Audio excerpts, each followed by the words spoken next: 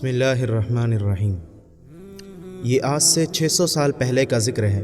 عراق کے شہر بغداد میں ایک تاجر مصطفیٰ بغدادی رہا کرتا تھا۔ دنیا جہاں کی ہر نعمت اسے میسر تھی۔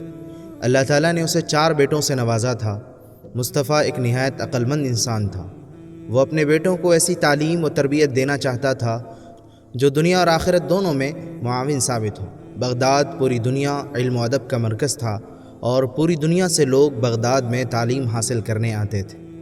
مصطفیٰ بغدادی نے بغداد کے مشہور و معروف عقل مند لوگوں سے اپنے بچوں کے مستقبل کے بارے میں مشورہ کیا اور پھر ایک انوکھا فیصلہ کیا۔ 4 بیٹوں کو اس نے عالم بنانے کا فیصلہ کیا اور بغداد کے سب سے بڑے مدرسے میں داخل کروا دیا۔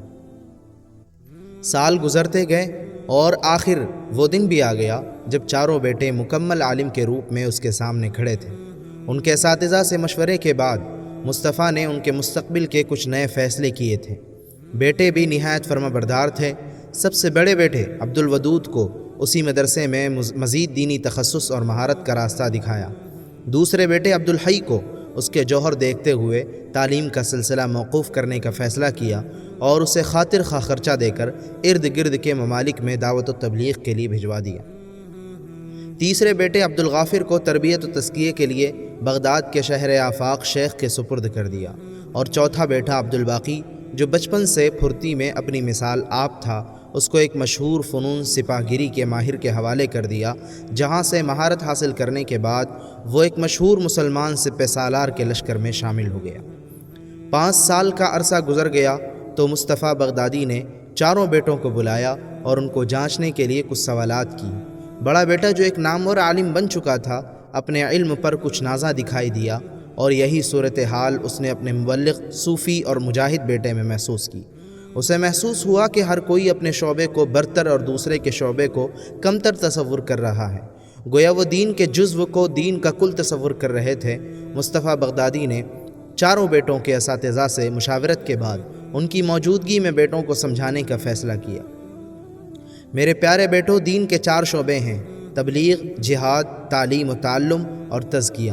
مسلمان اس وقت کامیاب ہوں گے جب ان 4 شعبوں میں جوڑ ہوگا، مرکزیت ہوگی، اجتماعیت ہوگی، ورنہ یہ شعبے ٹکڑے ٹکڑے رہیں گے اور مسلمان کامیاب نہیں ہوں گے۔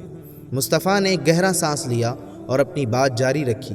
تم لوگوں کی اس طرز کی تربیت میں میری بہت گہری منصوبہ بندی تھی۔ تمہارا اصل کام اب شروع ہوگا، اور وہ ہے کہ مسلمانوں کو کس طرح امت میں جوڑا جائے اور ان کو اس سے بچایا جائے کہ میں مجاہد ہوں، میں تبلیغی ہوں، میں صوفی ہوں، میں عالم ہوں اور دوسرے سے میرا کوئی تعلق نہیں، بجائے اس کے وہ کہے کہ سارے ہمارے اپنے ہیں۔ اگر ہم اس طرح کریں گے تو ہمیں سب جماعتوں کا ثواب ملے گا۔ عبدالباقی کی طرح اس مجاہد کا ثواب ملے گا جو کفر کے ساتھ حقیقی معنوں میں برسر پیکار ہے۔ عبدالحی کی طرح اس مبلغ کا ثواب ملے گا جو دور دراز تبلیغ کے لیے جاتا ہے۔ عبدالودود کی طرح اس مدرس کا ثواب ملے گا جو تدریس کر رہا ہے، اور عبدالغافر کی طرح اس صوفی کا ثواب ملے گا جو نفس کا تزکیہ کر رہا ہے۔ مصطفیٰ بغدادی یہ کہہ کر چپ ہو گیا۔ اساتذہ کے چہرے پر ایک پرسکون مسکراہٹ پھیل چکی تھی اور سارے بیٹے ہر شعبے کی افادیت جان چکے تھے، اور اب وہ ہر ایک دوسرے کے ہاتھ میں مضبوطی سے ہاتھ دیے کھڑے تھے۔ سبحان اللہ۔